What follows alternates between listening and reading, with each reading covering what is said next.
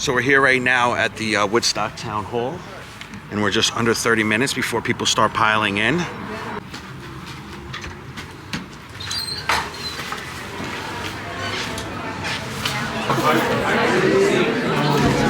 A lot of people showing up. This is wonderful. 2024 as Urbane. All in favor? Aye. Okay. Jackie, could you please read the notice of the public hearing?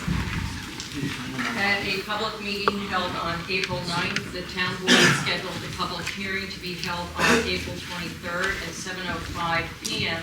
to discuss amendments to the noise ordinance. All persons will now be heard. Before we get started, folks, I just want to say a couple of things. First, I ask that you forgive me for chewing gum. It's not something that I normally do at a public hearing, but I've got a terrible tickle in my mouth, and it helps keep that down so that I'm not coughing all night into the mic.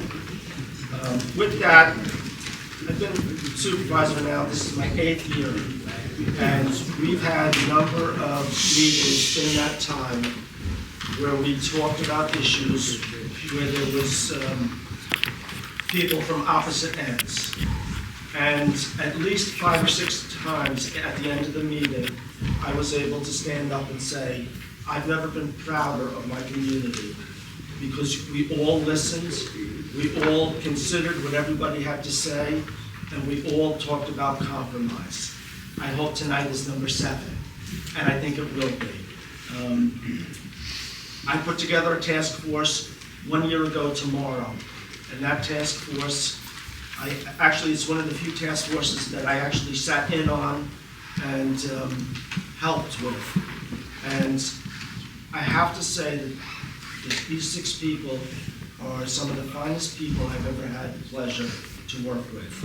And it started out as 8, 2 stepped down, and the 8 people, originally the 6 people, were really, for lack of a better term, those who wanted more quiet and those who supported venues. And so 4 and 4 coming from different ends of the spectrum. And I have to say, some meetings were a little tough. There was discussion, but it was always with respect and courtesy. And I am really, really proud of what these folks came up with. And I'm going to start off the public hearing with hearing from Kristen Everhart, one of the members. Kristen? Well, what's the time on this? Thank you. So I'm going to keep track. Everybody gets 2 minutes. I'm going to be a real stickler about it because we have a lot of people here. I want to give everybody an opportunity to talk. And I just want to assure everybody, because there's always a lot of misinformation. We're not voting on this tonight. There will be another hearing. We will take the information that we hear here tonight and take it back to the task force and consider what we've heard and if we think there should be adjustments. One other thing I want to mention is that there's a lot of misunderstanding and miscommunication. There are those folks who say outdoor music was never legal. And in fact, one of the building inspectors took that stance so that outdoor music didn't happen a lot. But the law doesn't say that. It's never banned outdoor music. At the same time, outdoor music is not an everyday occurrence before the pandemic. So again, this is all about compromise. This is not about killing music. In fact, I consider it an honor that I was on the board and supervisor in a time when music really came back to Woodstock with a flourish. So with that, Kristen. Hi everyone, I'm Kristen Everhart, and I've owned my house and lived in Woodstock, in town, for the last 18 years, where I've raised my son. Tomorrow marks 1 year since our sound advisory board first convened, and I want to start out by saying how proud I am. We can't hear you. I'm going to try. The microphone doesn't. Okay. Everybody, let's put it right. Say it louder.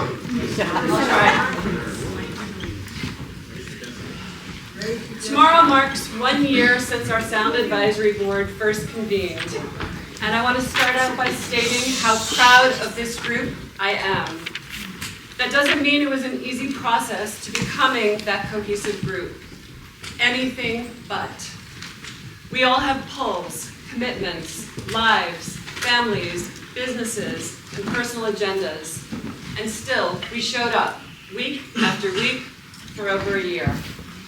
In the beginning, it was contentious. It was hard. We all came to the table with opinions and needs. We didn't see eye to eye, but we stayed at the table, committed to a common goal.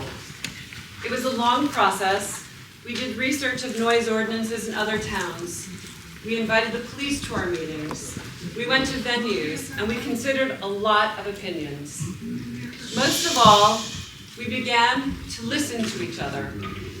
And when we listen, we hear. And if you hear nothing else tonight, please hear this.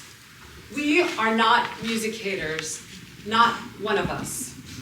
Not one person at that table is trying to take music away. What's a music hater? No, this is not a dialogue. To the contrary, we're trying to find a solution to a complex situation. I'm going to ask you to please take a deep breath tonight to do the same. Consider a moment for where we are, nestled beneath the glorious Catskill Mountains. We stand at a crossroads and get to decide how we're going to show up here, how we're going to treat each other. There's enough divisiveness in DC, in politics, and around the globe. We get to work together to represent a community as a whole. This isn't just about what your opinion is or what mine is. This is about the diverse complexity of a town and all of its pieces and parts. Small towns across America have sound laws to protect communities. I invite you to open your hearts and minds tonight, to have respect for this process and all in this room. We are each here because we care. We love this town. Some love it for different reasons, all of which are valid. Some are here for the creativity of music, others for the nature, and others for the peace and quiet, and for many, maybe all of the above. But please remember, facts matter. The provisions of the pandemic are expired. And by the way, this advisory board was formulated as a result of the petition from a year ago. I'm saddened by the misinformation that has been circulating, starting with a poster that was hung in town. It is just not the truth of where we landed, and it is riddled with inaccuracies. We are here tonight to dispel the disinformation. It's easy to rally the troops with fallacies and fear-mongering. Not so easy to sit at the table and have difficult conversations. And I am personally extending this invitation to each of you to be the Woodstockers we espouse to be. Let's seize this opportunity. I believe that when you distinguish the man from the myths,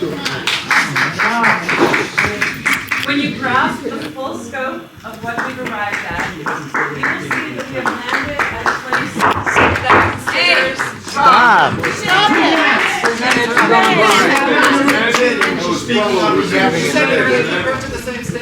You did say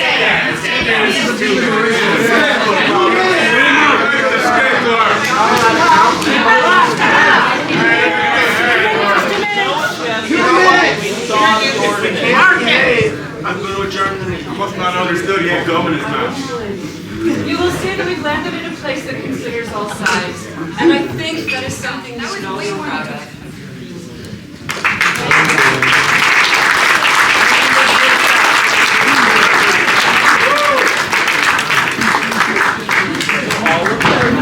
They all get over 2 minutes? Does the whole team there get over 2 minutes? Let them come sit.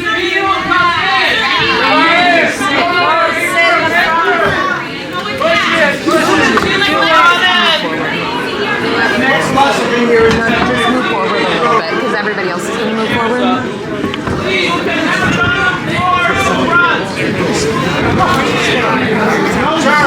Sir!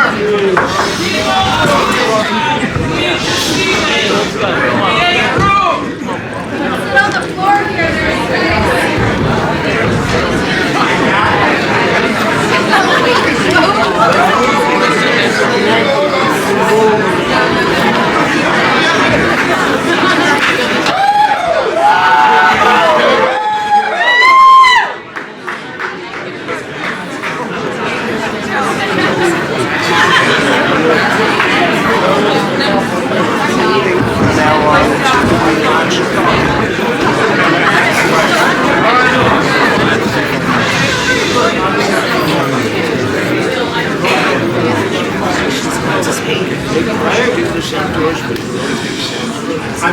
everybody's got to be quiet or we're going to end the meeting early. I don't want to do that because we really do want to hear what everybody has to say. Keep it to 2 minutes. They are the task force explaining the Okay, I was just speaking for us, and you said we all have 2 minutes. Yeah, you all have 2 minutes. The equality Let is it our... go. Let her roll. Let's hear her. If we interrupt them. Can you all hear me? Be quiet. I'll try and speak really loud. My name is Julie Last. We can't hear you. You are not hooked into any sort of audio. I am Correct. There is no audio. There's no audio. You guys can sit down.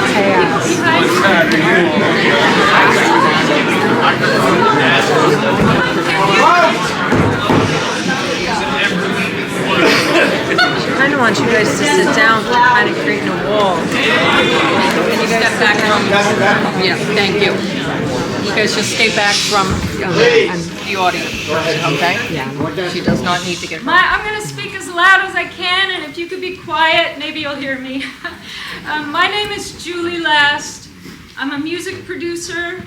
I'm a recording engineer. I have a recording studio. I work with, provide work for, honor, and enjoy this talent of our special music community. In the early COVID years, outdoor music provided a safe place to be social during the isolation of lockdown. It was good for the musicians, it was good for the community, and for many of us, it was a lifesaver. The venues invested in their outdoor spaces in order to survive during that difficult time.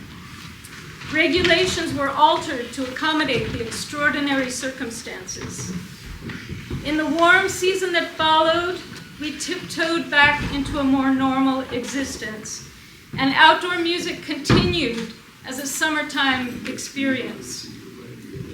But there was little awareness of how the sound was traveling to nearby homes, and it was seriously impacting the lives of homeowners.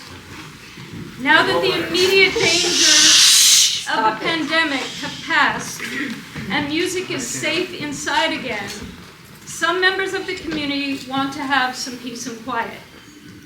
They are not music haters or entitled transplants. They are long-term locals who are pro-music but have legitimate concerns and frustrations.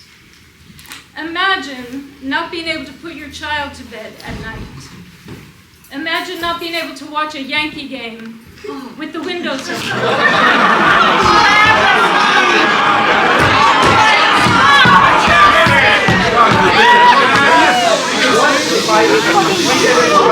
The next thing I'm going to say is, You would like that.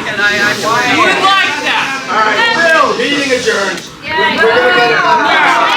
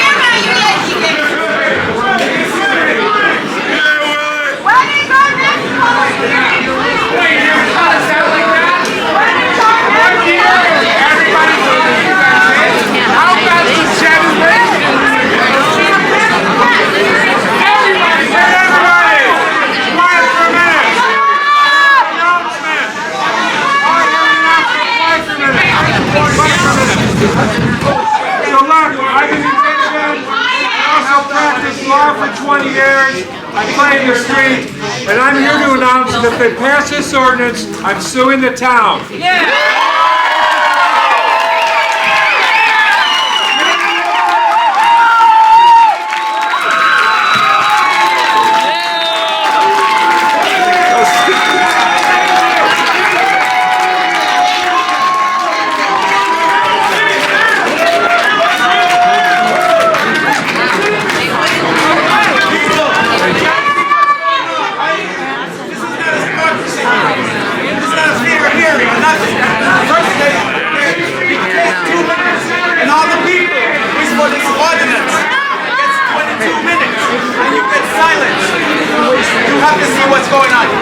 these guys permission to play music outside. Free yourselves. Keep the music audible. Keep it down. But free yourselves. That's the law. I've been here for 40 years. More than 40 years. And this place, when I came here, there was music in the streets. That's why I'm here. All of that. Bullshit.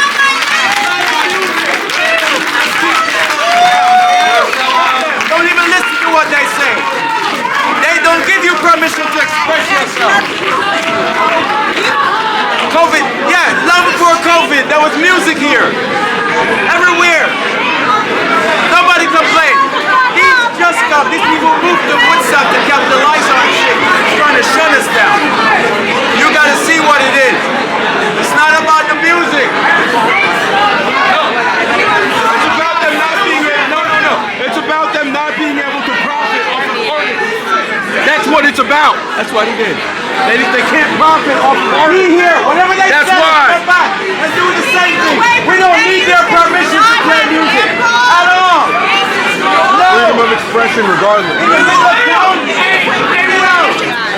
Where's the chopper? Play the music. Fire.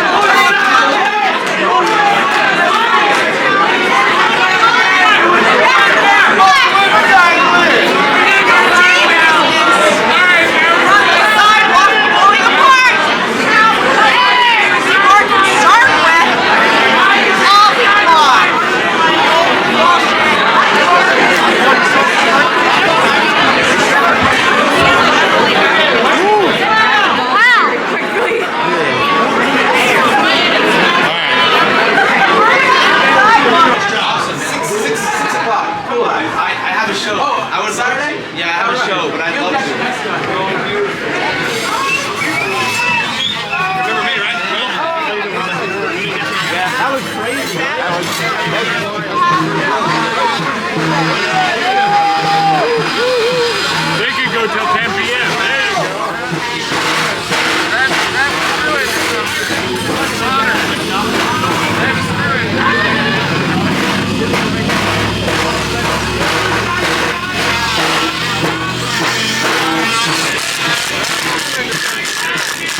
Bullshit now!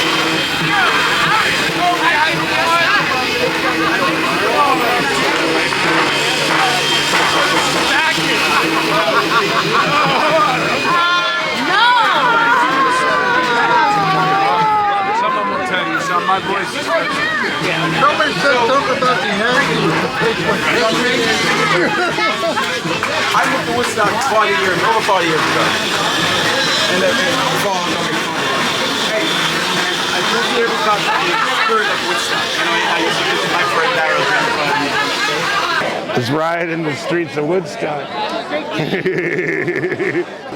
There's been music here since the 20s. Now, I don't know who these people are, the antagonists who are trying to shut down the spirit of Woodstock. With the amount of restrictions that we have, there's no reason for any of this to be going on. Like, this is literally a joke. I am here personally and also representing the Woodstock Chamber to speak to the harm that would incur if this ordinance were to be passed.